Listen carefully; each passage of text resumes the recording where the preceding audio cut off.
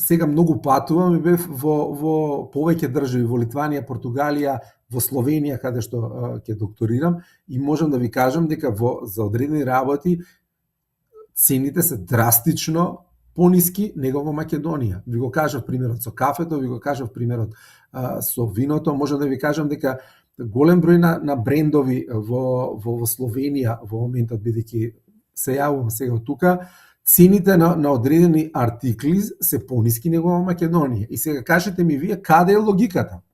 Кога минимална плата тука е 980 евра, каде што цените на кириите се драстично поголеми него во Македонија, цените на прехранбените продукти и на облеката се пониски.